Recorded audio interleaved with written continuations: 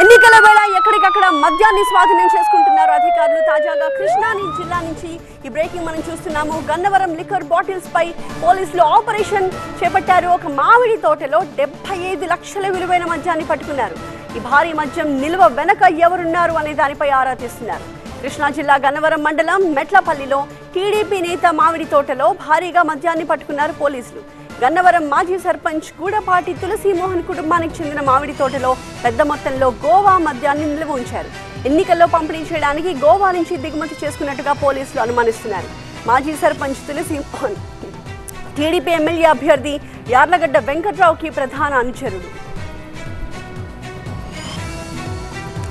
గూడపాటి దుర్గాప్రసాద్ అనే వ్యక్తి మామిడి తోటలో గోవా మద్యాన్ని నిల్వ ఉంచినట్టుగా సమాచారం అందుకుని స్థానిక పోలీసులతో కలిసి తనిఖీలు నిర్వహించామని చెప్పారు. ఎక్సైజ్ శాఖ సూపరింటెండెంట్ ఆవులయ్య 75 లక్షల రూపాయల విలువైన 58,000 బాటిల్స్ ని సీజ్ చేశారు. భారీ మద్యం నిల్వ వెనక ఎవరున్నారనే దానిపై దర్యాప్తు చేస్తున్నారు. శ్రీనివాస గార్డెన్స్ దగ్గర అధిక మొత్తంలో మద్యాన్ని నిల్వ ఉంచారని సమాచారం మీద రావడం జరిగింది.